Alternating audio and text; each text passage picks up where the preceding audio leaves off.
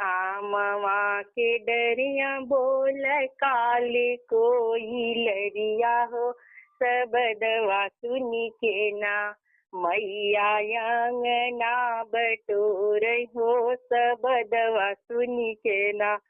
कवन के थुआ कूचवा के थुआ लागई डाड़ी हो कवने रूपे ना मैया अंगना बटोर हो कवने रूपे ना बढ़नी कूचवाय बसवा लागई डाड़ी हो बहुआ रूपेला मैया अंगना बटोर हो बहुआ रूपेना आमवा के डरिया बोल काली कोई लरिया हो सबदवै सुनी के ना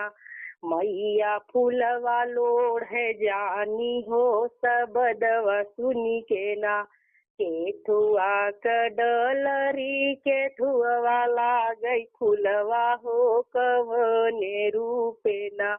मैया फूलवा लोढ़ जानी हो कवने रूपे ना बासवा कडलरी अढ़ऊल लागई फूलवा हो कि मलिनिया रूपे ना मैया फूलवा लोढ़ जानी हो मलिनी रूपे ना आमवा के डरिया बोल काली कोई लरिया हो सबदवा सुनी के ना मैया पनिया के जाली हो सबदवा सुनी के ना केथुआ कलोता केथुआ लागई डोरी हो कवने रूपे ना मैया पानिया के जानी हो कवने रूपे ना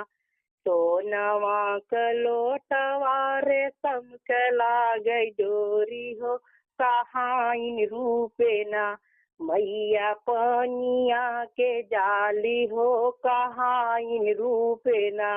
जय माता जी जय।